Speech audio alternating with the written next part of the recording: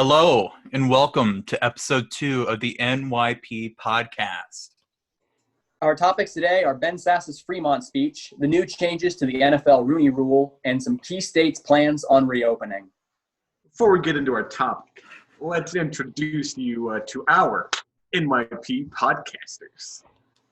My name is Jacob, and I'm a progressive. My name is Chris, and I am a moderate. I'm Colton, and I'm a conservative. Our goal with this podcast is basically to discuss political issues in a civil manner, unlike the actual politicians. It's kind of a healthy way to discuss taboo politics and vent about the problems that bother us and probably bother you. So make sure to keep things civil in the comments as well. Unless you're an actual government official, then feel free to talk about our mothers. Feel free to chime off in the comments with some topics you'd like us to discuss in the future. I mean, it always helps out. With that over, let's get into our first topic today, which is good old Benjamin Sasse's Fremont speech. So just to fill people in who haven't heard about this, which is probably most of you, to be honest, Ben Sasse, he did a graduation speech for Fremont High School for their online graduation ceremony. And it brought some controversy to him. So let's get into our opinions on this. The link for his speech is below. So Colton, do you want to get started? Actually, I'd like to wait to see what you two have to say about it first. Okay. Chris, do you want to get started? Yeah, I'll start. Okay, so what Sasse said was clearly offensive, and obviously people are going to be very, very upset about that. Me personally, I don't think he was trying to be offensive to anybody.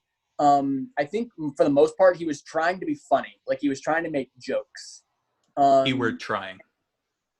Yeah, but and just to point out something real quick, he is not the only person or even only politician to ever make a odd or inappropriate joke in the middle of a commencement speech. So in that regard, like, this is not a Ben Sasse is the only person ever that has ever done this. But he was trying to be funny, but in the end, it did not come off that way, and it came off very offensive and hurtful to some people. And quite frankly, just wasn't something that you really would want to hear at a graduation ceremony. Well, when I think about Ben Sasse's speech, I mean, sure, he made some comments that weren't necessarily the best, but I thought he did a good job. I actually kind of enjoyed the speech that he gave. It kind of had a little bit of a lighter tone to it compared to what's going on in the world. And there were a lot of other people who I want to notice and bring up that I think did worse with their graduation speeches. For example, at the Graduate Together thing, Obama had a speech that I think was very politically driven and was just trying to push his agenda one way. And I think that's not getting enough heat as it should. But it's Obama. He's yes, cute, and he reminds us of simpler times. He's very charismatic, but it was so political.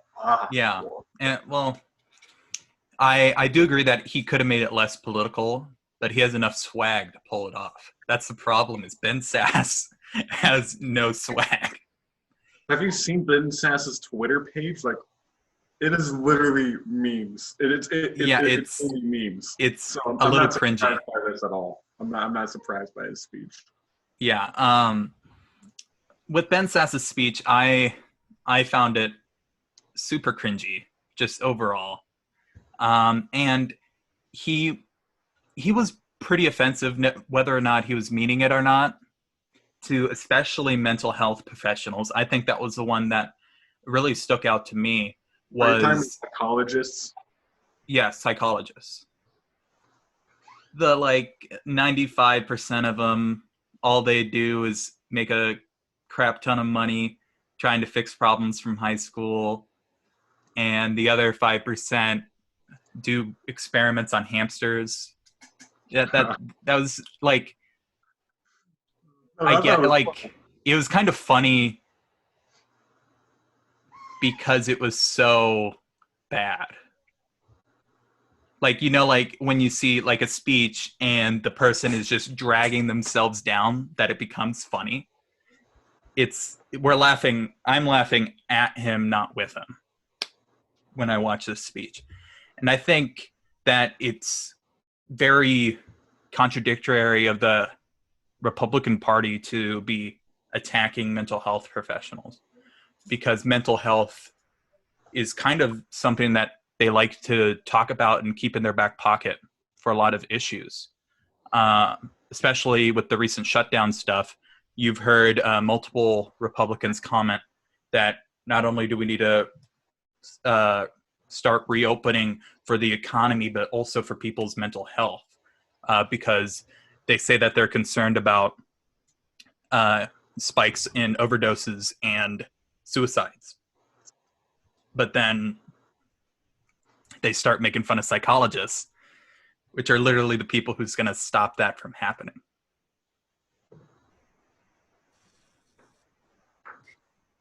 So Colton, I'd agree with you that like when you talk about how Obama made his commencement speech very political and very agenda driven, I'd agree with you on that, and that's something that really shouldn't be done, because I mean, at the end of the day, we're celebrating people, whether it's high school or college or whatever. We're celebrating them completing a step of their education.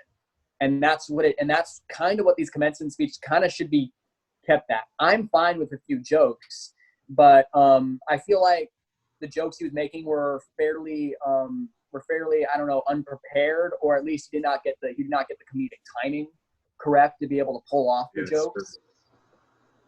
Well, I can say though, as for a pre-recorded speech, it definitely could have been better. But I also recognize he's probably busy with a lot more important topics and issues at hand. Yeah. The thing is he put a lot more work into it than he had to. This should have been a softball. It should have just been, hey, what's up? Congrats on graduating. I'm Ben Sasse. Thumbs up. Flash the Ben Sasse logo. Done. And instead, he put a lot of work into talking about, hello, we're sorry. Apparently, our information isn't enough for Zoom, and they want us to give them money so that we can be on Zoom for longer than 40 minutes. But internet censorship. Yeah, Zoom is against NYP, confirmed.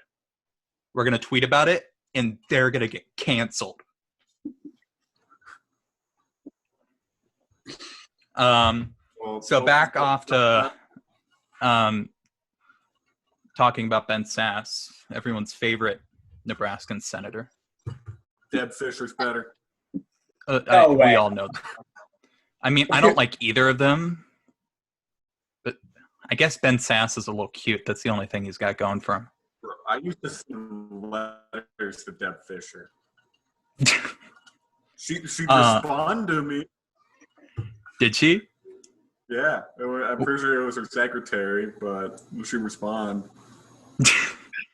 Yeah, one time I got really mad about something that was going on. I think it was when the flooding was happening.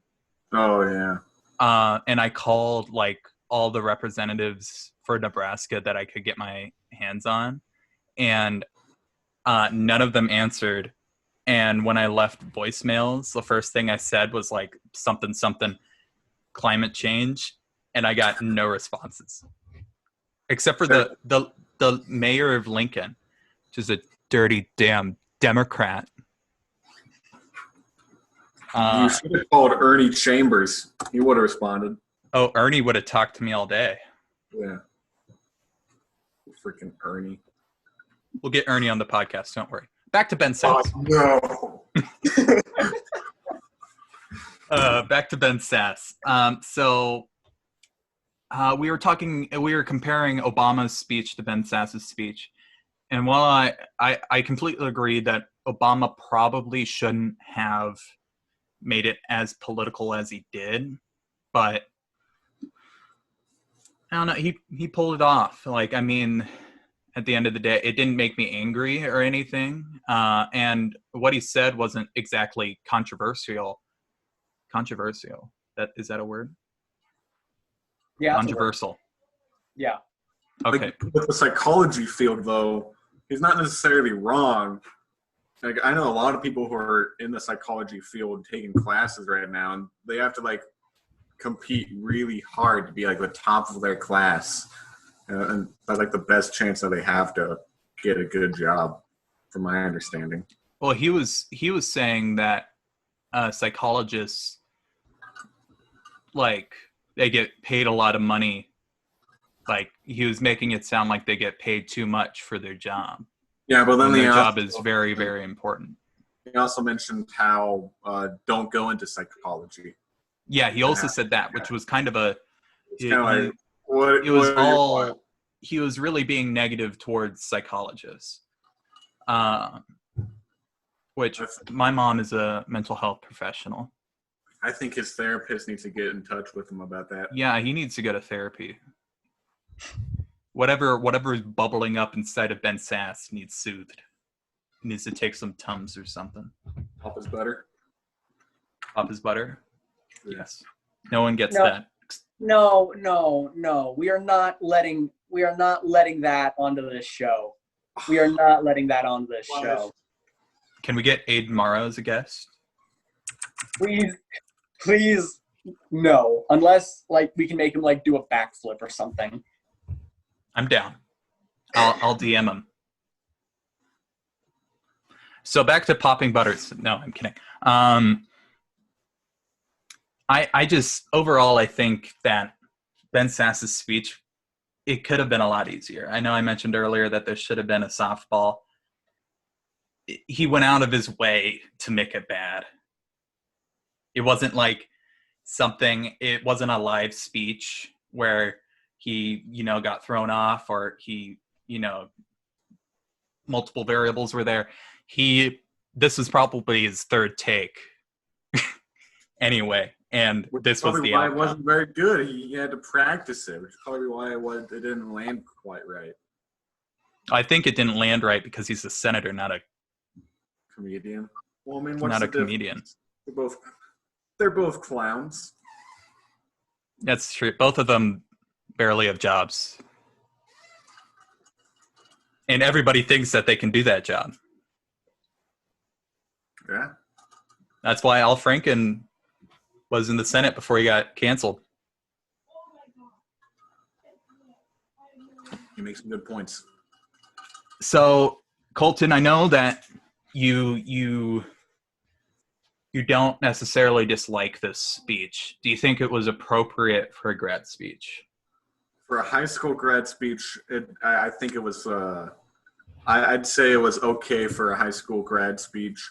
I mean, everyone that I've talked to about graduation have told me that they don't remember anything about the graduation, and I bet in 6 years or so, I won't even remember Ben Sasse giving a speech. So I just don't see the big deal and the fuss about it, even though he is a senator.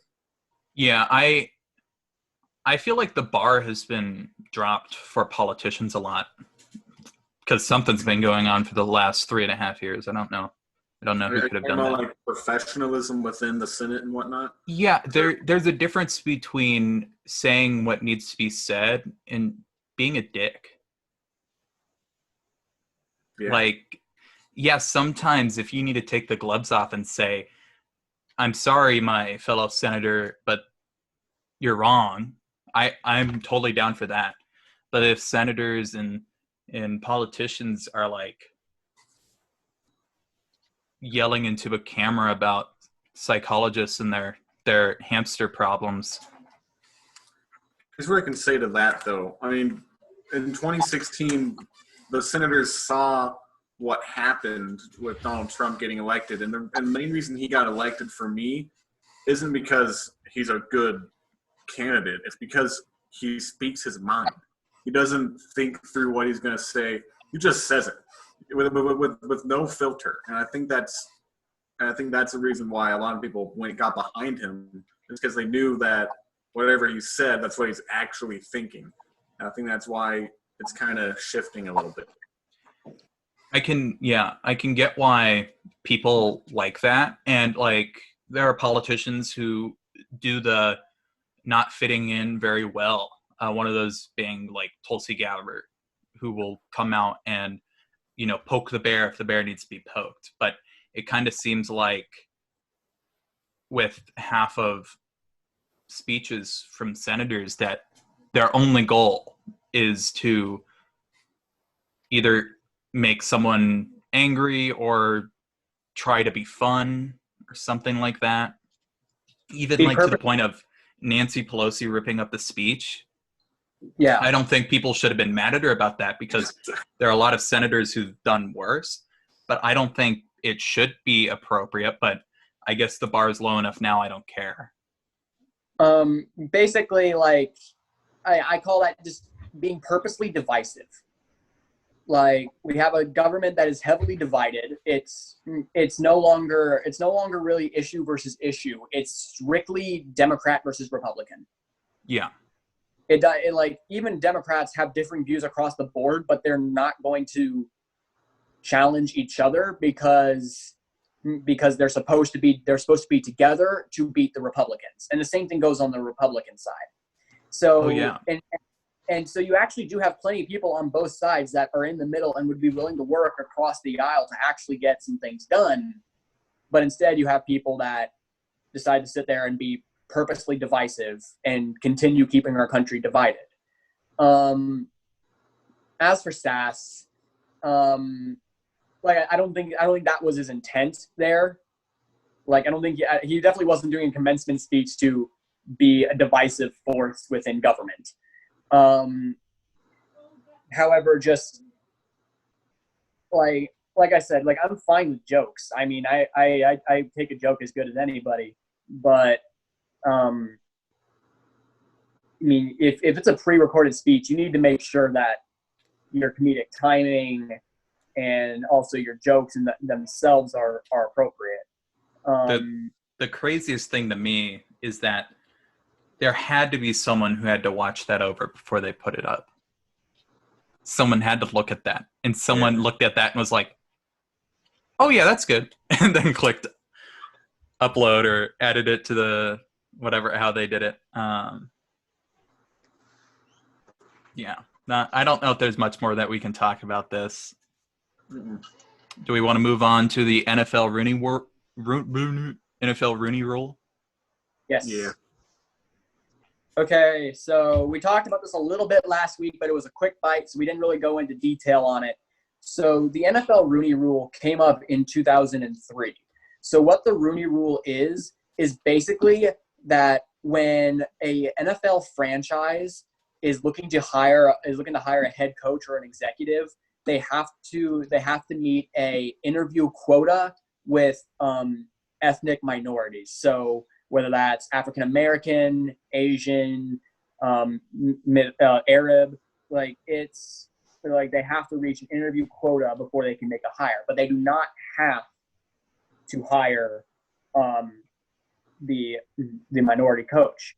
That being said, when that rule was put in place in 2003, you saw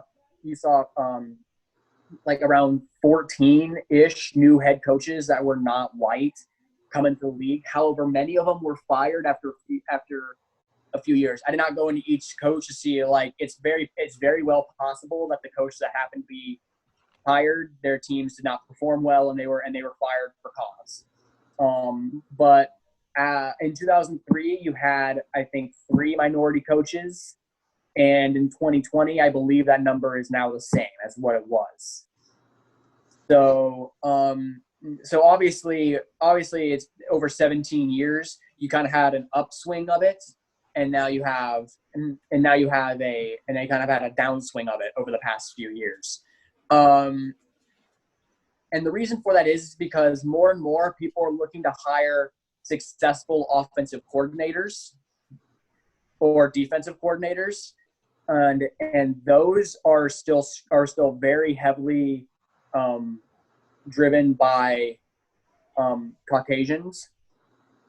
So now the problem doesn't really lie with head coaching issues. The problem is now the qualifications to become an NFL head coach have kind of changed throughout the league.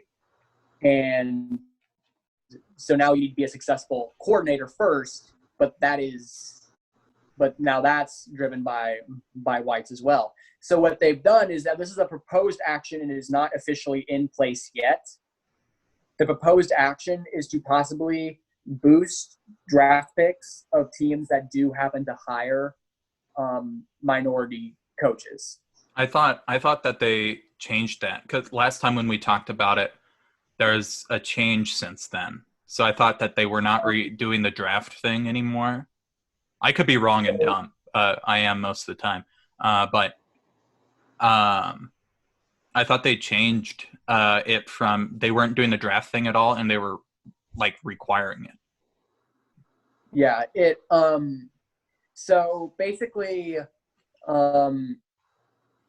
all comes down to the controversy started because the offensive coordinator of the Kansas City Chiefs is African American, and anybody who follows the NFL knows just how great that Kansas City offense is. They won the Super Bowl.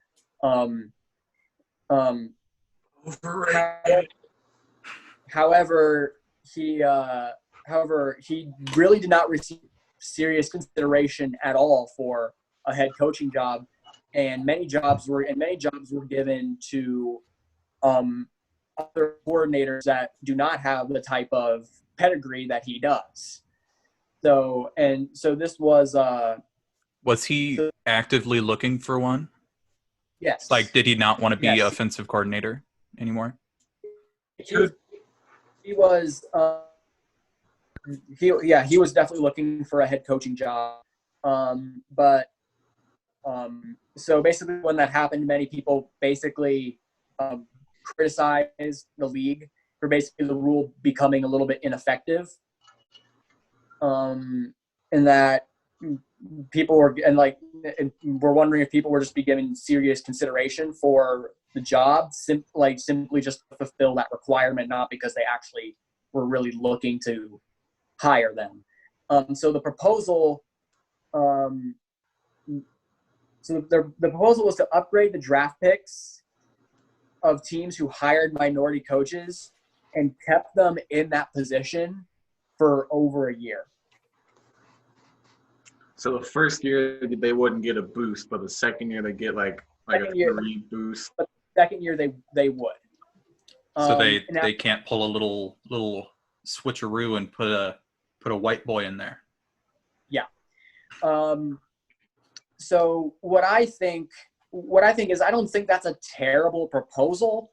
I do think that, a lot of times coaches are given at least 2 years before they're really given the boot. So in my opinion, I would say if you keep them in the position for over 2 years, basically showing that you are committed to them being the coach of your franchise. But I do wonder, and it hasn't come up much, but what happens to the franchises that have had minority coaches for quite some time now? Because just off the top of my head, Mike Tomlin in Pittsburgh, he's been there for a long time, won a Super Bowl. So do they get the benefits of this, or do they not? Because he was there when the rule was different. Or Anthony Lynn in LA for the Chargers. He's been there for a few years. They've gone to the playoffs. He's generally been pretty successful. So what about him? I just think the proposal overall, it's not bad. It could be better. All that I can say about this, Lo, is I know within the league, if a coordinator wants to move up a position, oftentimes, maybe sometimes the head coach can deny it. I know that the 49ers head coach denied Mike LaFleur a interview for the Packers to be an offensive coordinator, even though he was a quarterback coach or something like that. Like the 49ers coaches said, nah, he's staying. So I know that higher ups can kind of say, no, you're going to stay, but I'm not sure. Yeah. I can tell you in the case of the Kansas City offensive coordinator, his name is Eric. I don't know how to pronounce his last name. It's like Bianyemi or something like that. Yeah, something like that. It's a lot of vowels in a short period of time. So vowels are scary. It's okay. Yeah. And he was given that, like, Andy Reid did not block his access to interviewing for jobs. So I don't know how many interviews he had, but certainly like you'd think that he would have ended up in a job somewhere, just given how good that offense has been while he's been there, and that he won a Super Bowl with that offense. So you'd think he'd end up getting a shot somewhere, but that obviously didn't happen. Yeah. So that's why this proposal has kind of come up. So I don't know. What do you think the proposal should be, Colton? Because I mean, it has been proven that this rule is kind of becoming ineffective. I showed you in terms of head coach, we have just as many as we did when this rule was enacted. Yeah. So I guess I mean, personally, I don't think the NFL is discriminatory at all. Like, look at the NFL's rosters. Like, they're not discriminatory whatsoever when it comes to that. I mean, front offices, I can see them being maybe a little bit under proportional. I mean, just look at Jerry Jones, for example. I mean, he's all of the Cowboys front office, but I don't like the proposal of giving someone a better position to do better in years solely because he has a different color than white. It just seems kind of, I guess, in a way, unintentional racism in a way. But it just doesn't seem right to me, I guess. What I would try is, I don't know how they would fix it. That's tough, but not that way. Yeah, I can definitely see that, because like when you hear proposals like this, the thing that immediately comes to your mind is, well, what if this causes like the entire league to completely flip over on the coaching side of it to try to get better draft picks. So that's why, like, I think if you're gonna do something like that, it needs to be for longer than a year. So like, whether it's 2 or 3 or even 4. So like, you basically need to show that you are with this coach because you believe they can help you win first, not because you're there to get a better draft pick. And I think, but the problem is with that is now that kind of like, are franchises willing to wait 3 or 4 years to get a better third round draft pick? Now, what they could probably do or find a way, a loophole, is to hire the minority coach as a head coach and then hire a consultant to just do the job for it. I mean, that was something that I just thought of, like, that they could find a way to do.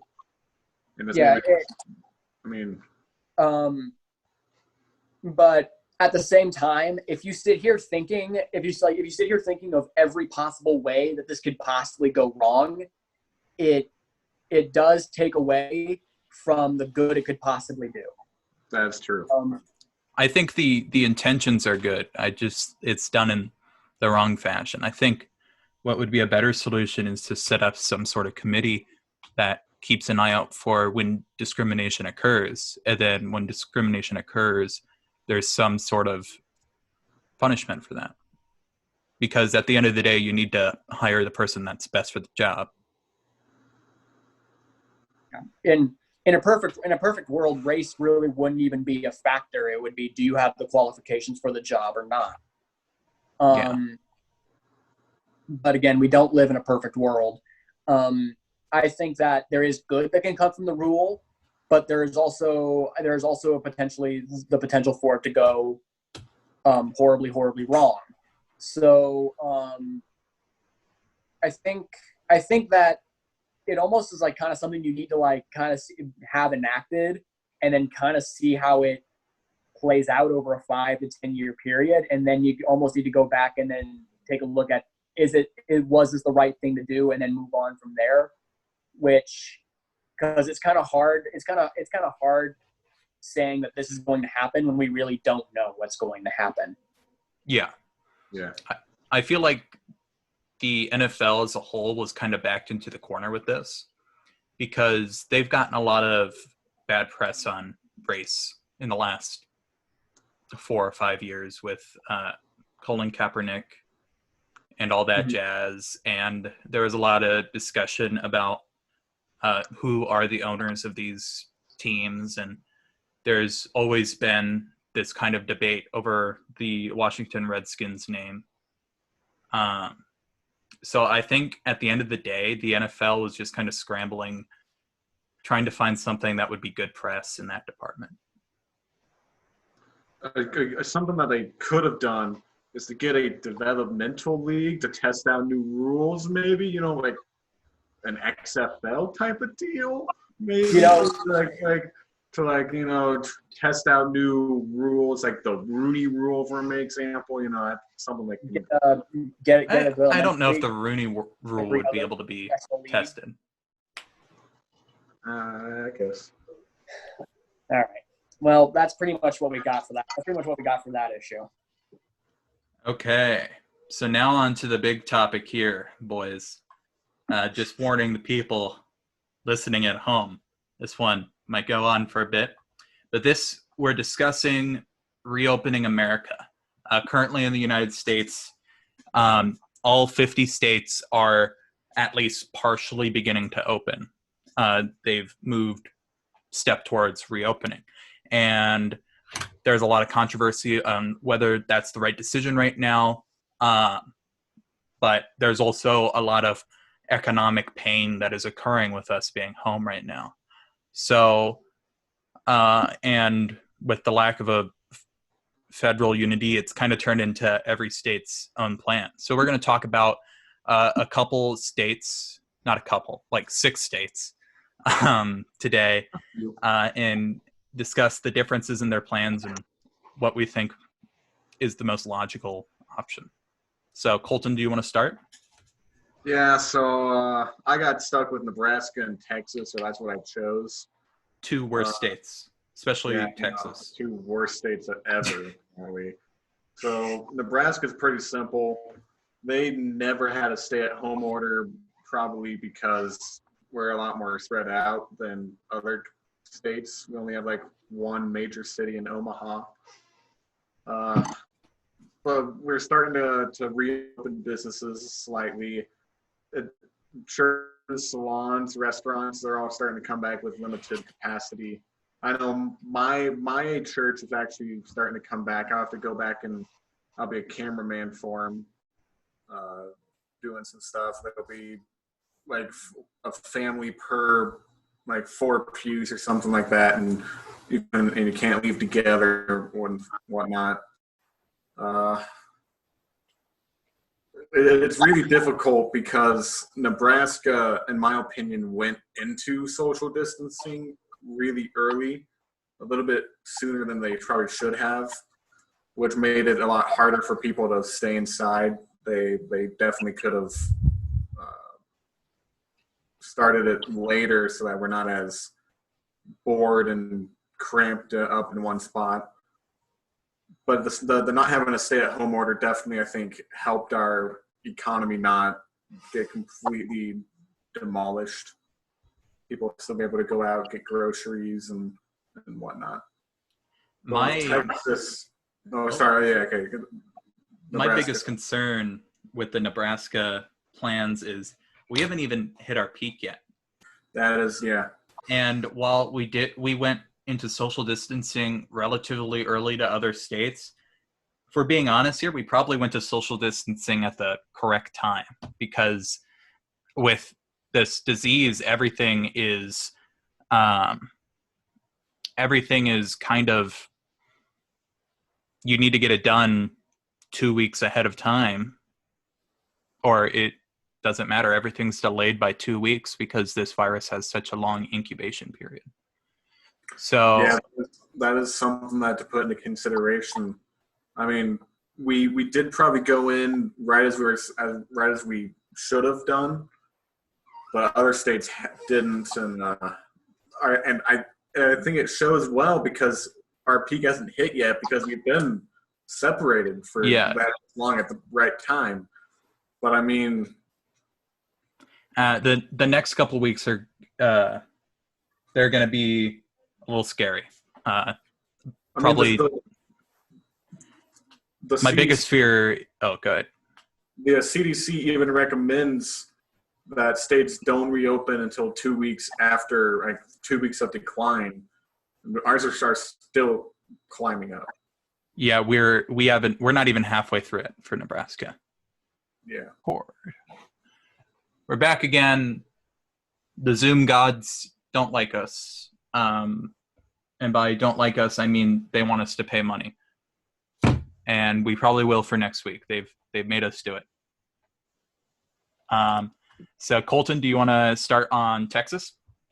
Yeah, absolutely. I love Texas. So basically, Texas did have a stay-at-home order, but it expired on April 30th, which was 23 days ago. I don't know what days have 31 days in it. I don't even know. But anyway, so basically, they're starting to allow some things to open up, like restaurants and movie theaters, but that's with a 25% occupancy. And they're actually, this is kind of surprising to me, they're having outdoor sports be allowed, but you can only have 4 people playing at a time. So I don't know what are they playing, like Foursquare or something, or I don't know what they're doing. Like they could play tennis? Yeah. Golf. Maybe a game of badminton? Yeah. Good solid 4-person race. Yeah, maybe, I don't know, they could play 2-man b-ball. They could play. They can't even play Red Rover. Can't even do that. Unbelievable. Malarkey. Yeah, so that's what Texas is doing. God damn it, Texas. Shooting sport trap. That's why they have those. So like the social distancing have to stay in place, like with the 4 people. So like there's 4 people, but they have to stay like the 6 feet apart and all that stuff. No touch football. I wouldn't. I mean, I don't think so. I don't think that's what I read. I think Texas just doesn't care. I think they're just going all Texas on it, like they normally do. I mean, they are the Lone Star State. They're yelling, "Remember the Alamo," and ripping off their mask, and so I've heard a lot of people who are in California because California is on the complete opposite side of Texas with this. Yeah, 3 months. Yeah, there are a lot of people in California who are complaining about it. They're like, I'm just going to move to Texas. So I could see a little bit of, because we already saw a lot of people moving from New York already. I could see some people moving from California to places like Texas, because it's kind of a more purpley state for now. Are they gonna move to the bigger cities, do you think? Or probably. I'm guessing if they come from California, they're not gonna move to freaking prairie. So, well, let's move on to New York's with everyone's favorite sweetheart, Andrew Cuomo. New York, they've extended the stay-at-home orders until May 28th for regions that don't meet the state's criteria right now to like start reopening. But there are a lot of regions in New York, the state, that are starting to open up right now, which is good for them. They can start reopening for business, which is nice. It's allowing for a lot of construction to get started again. But this is just phase one for New York. So obviously they're getting a slower start, but they were also pretty hardly hit. So anything else about New York? I got nothing. Nothing. California. So California has been a little bit more controversial just because Gavin Nunes, while he is a cutie, he did extend the stay-at-home order for like another 3 months, which hasn't really been what people are doing, like the governors are doing. We've all kind of agreed, just say, oh, it'll be over soon. It'll be over in 2 weeks. And then in 2 weeks, we had another 2 weeks just so we don't have to accept it. And I feel like 3 months might be a little much. But once again, I'm guessing Governor Nunes has a lot more information than I do. Well, when it comes to California, I mean, their economy is very much built within Silicon Valley, which arguably you can easily do most of that at home. That is true. The innovation, while in Nebraska with meat packing and stuff, you can't do that at home. Yeah, you can't meat pack over Zoom. That is one thing. But at the same time, basically telling your citizens that have already been home for 2 or 3 months that they're supposed to stay home for another 3 months. I mean, that for a lot of people, I mean, that's half of 2020 taken away. Yeah. Now, I will say California kind of did dig themselves into a hole very early on with this because many people did not listen to that stay-at-home order. They eventually had to line like the police at the beaches because people going to the public beaches. So I think that I'm not saying that's the exact reason why it's having to be extended for 3 months, and I do think that 3 months is probably a little long, at least to announce. You should have. I think the longest you should announce is for like another month, and then keep going with that because I mean there's a chance in the summer months that for some reason this thing just takes a dive in cases. Yeah. So and obviously it's not written in stone. If a month and a half from now California has 0 cases, they're going to be like, oh, let's go back to work now. Yeah, and I get that. It's always go worse than what you think it'll be. So that way you look better if like it ends earlier, so you get to end it earlier. But at the same time, it just because I'm looking at their like reported new cases a day stuff right now. Like it stayed pretty like the problem with them is like it stayed level. Like it hasn't gone up, it hasn't gone down. It's just staying the same. So yeah, I don't know. It'll just have to be something to take a look at. It'll be more clear whether or not it was too much or if it was too much or just right in about a month or so, like end of June, when that's when it'll become clear whether or not that was the correct move or not. Yeah. And it's hard with the lack of per capita testing that we have to even know what the hell to do and when to do it. Yeah. Well, also another problem with California is that many people think that coronavirus was there long before it was ever detected. Oh, I think they know that in most places that's the case. But especially in California, because you got to think international travel, California has to be one of the hotbeds. Especially with the Asian area. Yeah. So Yeah.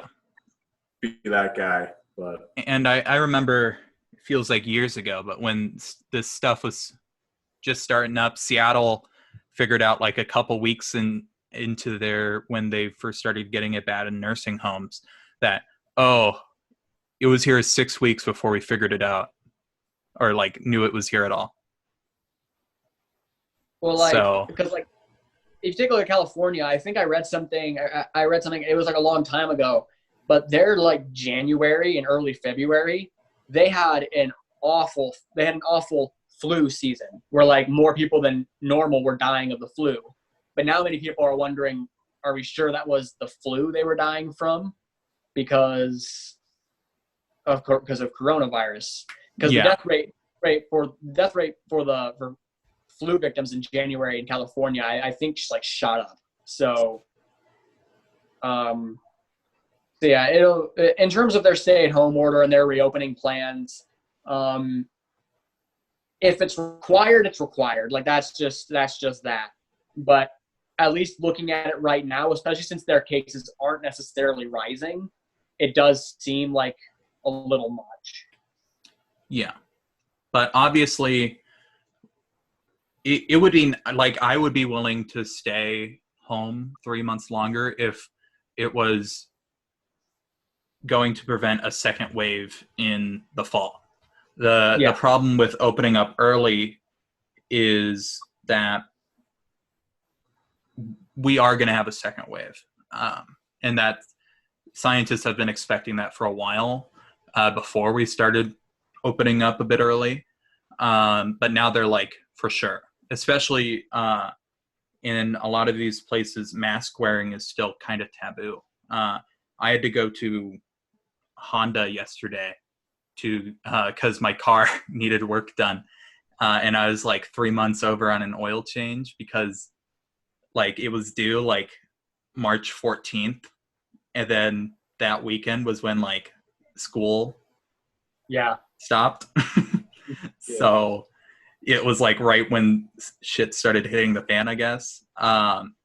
So I really needed an oil change and stuff. So I decided that I was going to get a bunch of Clorox wipes and crap and take it in. But I had to go in to pick up my key from the cashier, and not one person had a mask on in that entire Honda place. It was, and they all gave me this look because I had a mask on because I want to be at least somewhat responsible. But no, they all looked at me like I was a dumbass for having a mask on in a pandemic. Yeah, because the problem is 95% of these people are taking it seriously. The problem is the 5% that aren't. Well, it's a lot more than 5%, because if every person in Honda doesn't even have a mask on. I know, I'm being optimistic. Yeah, I'd be surprised if it's 50-50 dumb people, smart people. So but if I'm not dumb, you're dumb. Chris is. Well, he's a moderate, so we know. Low blow. That's what we do here. Speaking we want to move of, on to Georgia. Yeah, let's talk about good old Brian Kemp and his gang. Georgia, sweet Georgia. Georgia, like Texas, was one of the first to announce that they were opening. There are restrictions in place. They opened up. Partial reopening started April 24th, and they kind of reopened a lot of things on April 30th. So before that, there was a statewide shelter in place, stay at home, all that stuff. But ever since then, he's allowed businesses to reopen. That includes gyms, fitness centers, bowling alleys, art studios, haircut places, nail salons, restaurants, social clubs, movie theaters, all of that. There is some health restrictions in place, but in my opinion, not nearly as much as there should be. Um, but they do have a fairly strict social distance protocol in place. It just many people were, especially since when he said it, he kind of didn't really talk about this social distancing stuff. He basically said we're reopening, which many people took as we're going back to the way it was, which caused many people, especially in Georgia, to be like, "Whoa, wait, what?" Hold up. But there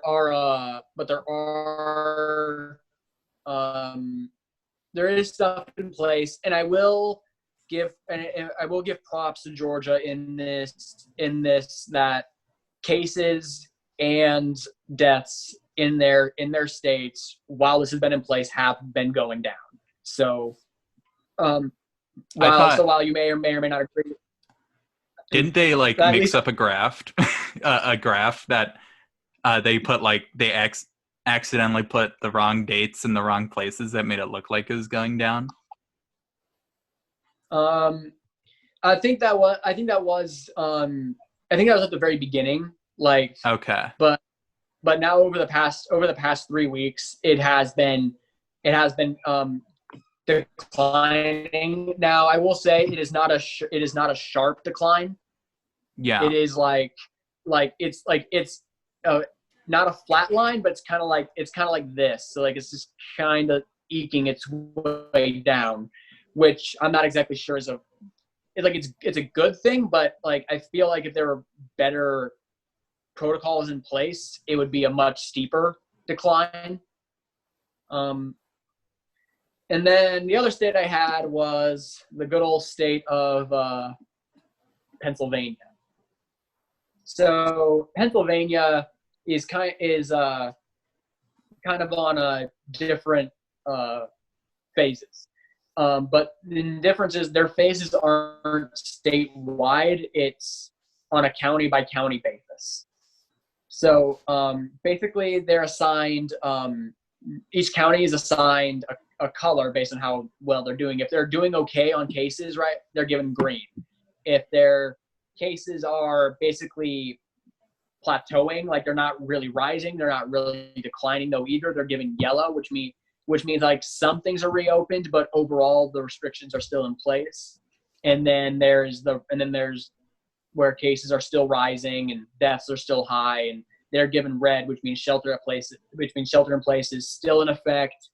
Places are not really allowed to reopen. So really what it's helping right now is those rural areas where it's not high, because they are pretty much reopened, which many people would say, at least in that state, that the rural areas never really had a problem with COVID. There were cases everywhere, but it was not as widespread as it was certainly in the large cities that Pennsylvania hosts. So last I checked, I believe Philadelphia and Pittsburgh were still in the red. But there are some reopening things going into effect. There is a racetrack that's going to reopen in June without fans. So overall, I think they've done a pretty good job, especially since they've recognized that not everything in the state is equal in terms of cases and deaths and all that stuff, and basically taking it as okay, you're okay, then you can reopen, but this place over here, you need to stay closed because it's still bad.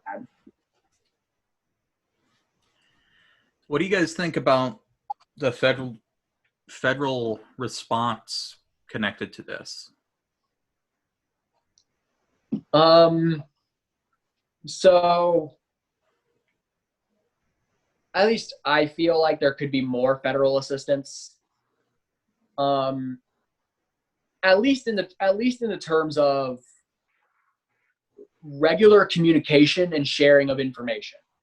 And that goes for everybody. Because right now I feel like some of the bigger states are getting more federal information, while some of the smaller states are getting not a whole lot. So I do get it. Like I do get it where there's gonna be more communication between the places that have more people and more cases and more deaths. But like what's valuable information to New York is going to be valuable information to Nebraska too. So I think anything that can help that needs to be regularly communicated. And then assistance any time where the federal government has tests that they can give to states, they need to be giving them to the state. There shouldn't be no holding that. There should be no holding that back for whatever reasons. I think the biggest problem with the federal response more recently is just the partisan BS that's occurring. It's depressing that like Michigan and Nevada, they're both getting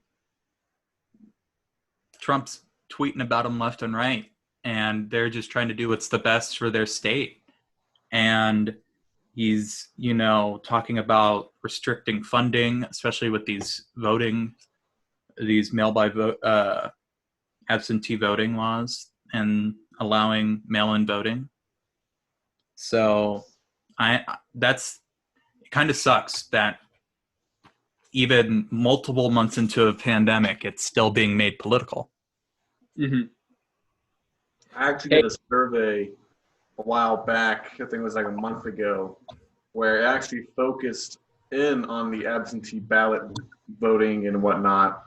And then from all the surveys that I did, probably around 40, 50, 60, from around there, a good over half of them, probably a good 60 or 70% said that they would support absentee ballot required.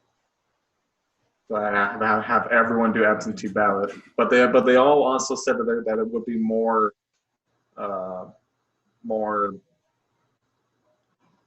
what's it called? More voter fraud. So there's this huge concern about voter fraud, and voter fraud. Like, since I'll have to find the article and send it to you guys, put it in the description. But like voter fraud, it's like 0.00004% of the votes. Like, since from 2000 to like 2012, they only found like 460 some occurrences of voter fraud that they found. And there's so many votes that if anyone's going to make a significant change in the actual numbers, they're going to find out about it. We saw that during the midterms with was it South Carolina? Maybe, I'm not sure. I think it was South Carolina, but I'm not for sure on that. I'll make sure I find that article and put it below. But I think people are just paranoid about it, and they think it's a huge issue, but the data says it's not. Like, there's a lot more percentage of people who have COVID in the U.S. than people who are committing voter fraud. So I understand. Yeah, I get all that. But I do say that, like, we should always be wary of voter fraud in case there is eventually a big attempt of voter fraud in our country. But that being said, absentee ballots, I mean, there's really not a whole lot of evidence that that's going to cause a huge voter fraud scandal. And really, there are many Republicans in Congress that are super against the idea, when I would say absentee ballot is the reason why they just won a new seat from California in the House. There was a special election, and it was all mail-in voting in California, and it was a district where the incumbent had won it by 8 or 9% the last few terms. Hillary Clinton in 2016 carried it by like 10%, and they go to absentee ballots, and the Republican running against the Democrat, won by 11 points. So like Yeah. that is one of the biggest swings I've ever seen. So Yeah, and there are a lot of states who are red that are doing similar things that Michigan and Nevada are doing, and they're not getting tweeted about. President's not threatening to hold funding for whatever. They don't even know what he well, meant by that. in Nebraska, mail-in voting has always been a thing. My parents have done mail-in voting for the past nearly 20 years. Yeah. So, like, it's just a thing. Even Pete Ricketts, a Republican governor, came out and said, "No, we're going to have mail-in voting available because we've always had it available." And So, I can't think of another reason why Trump isn't tweeting about Pete Ricketts. He's only tweeting about these other people in more purple or blue states. The only reason is politics, and it's sad. Yeah. The other thing with this reopening stuff is that the CDC kind of appears to be trying their best to give guidelines.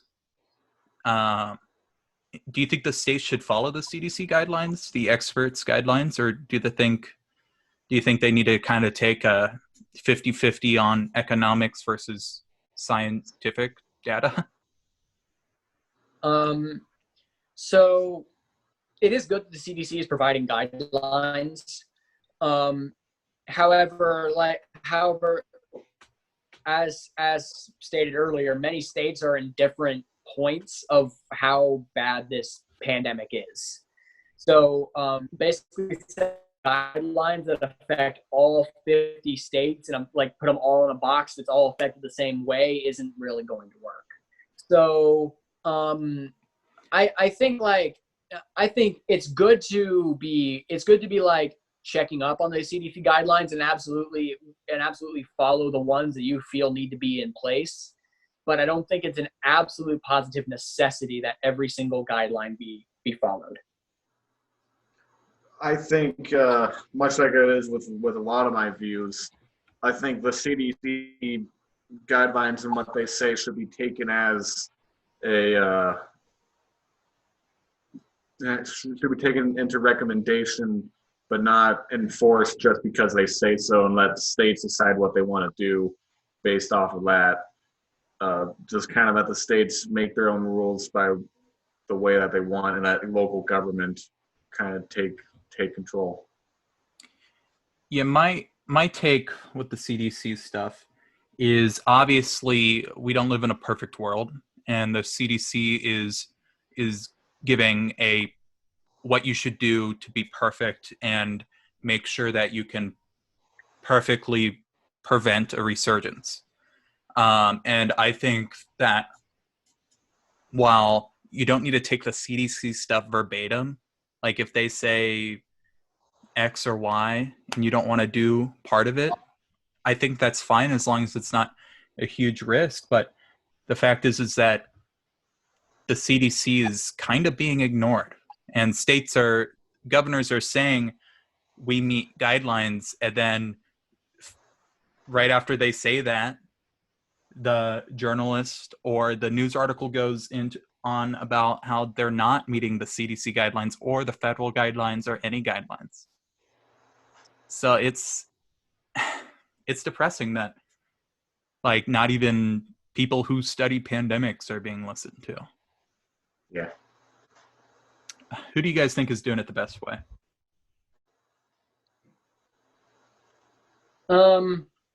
Right now, I'd personally say Pennsylvania. And they're not the only ones doing it like that. That's just the one I was talking about. Because I think everybody needs to realize that not everywhere in the state is having the same issue. So keeping it like, okay, this area of the state's doing okay. This area of the state is like getting better, but it's not great yet. In this state, and this area still needs a lot of help. If you keep doing it like that, eventually you'll be able to get all of them down to green while not completely tanking the economy of rural areas because the entire state's under lockdown. So Yeah, I definitely think that the New York and Pennsylvania doing their opening up on a county by county basis, I think that's the smartest and most logical idea. That way we can both worry about safety and the economy. It would be really helpful for the entire economy getting up if a couple of these counties that aren't getting hit as hard with COVID get a head start. That would be really good for the economy. But also, my only concern with that is people saying, "Oh, I live in Lancaster County, but Adams County is open. I'm going to go to the bar in Adams County." That's my only concern. And the cell phone data that they've been studying, they've seen a bit of that. Absolutely, that's something that I was just going to bring up about a negative of that county by county basis, especially in the larger areas where the counties are a lot smaller. But I mean, when it comes to which way is the best, it would definitely have to be that county by county as outweighing the pros and cons for right now. Yeah, and the other issue with it is, especially in Nebraska, but I'm guessing that it's pretty similar for a lot of other people. There's a lot of people who live in one county and work in another. Work in another county or go to school in it. Well, probably not go to school in another county, but possibly. Or has family in another county that you visit regularly. Yeah, and how do people deal with that? Like my house, I can go to work, but my work says I can't, or vice versa. It would probably be a lot worse if work's saying time to come back, and you have to say, "Sorry, boss, and Lancaster hasn't opened yet." Mm-hmm. But there is no perfect system to something like this. Like there is no way to perfectly stop everything to it, but at the end of the day you have to take what is the best option, and the county by county basis just seems to be the best option we have right now. Yeah. It's tough. Nobody knows what is right. So that's the hardest part about this, is that while the experts, they should be listened to, and to be fair to the people who are not listening to the experts, they're just looking at data and telling you what's the most likely to happen. And while like we should trust that, and I'm not saying that, the experts on this should be ignored at all. I'm just saying I understand why some people are a little wary to listening to that. Well, besides all the technical issues, I think that was a pretty good podcast, would you say? Yeah, that was pretty good. Pretty good. Got some good discussion in there. Some good discussion. I'd like to thank you for listening to episode 2 of the NYP podcast. Remember to comment about what topics you'd like us to talk about in future episodes. And let us know if there's anything you want us to do differently or change, or constructive criticism. Yeah, we're all kind of just starting getting new at this. We're now new things, so just let us know what you like, what you don't like, whatnot. Stay safe, and hope you guys have a good day. Yeah, and we promise that next episode won't have as many issues in it, because we will give Zoom more money, because they need more of that. Yeah. See you guys next week. So, see you guys next week.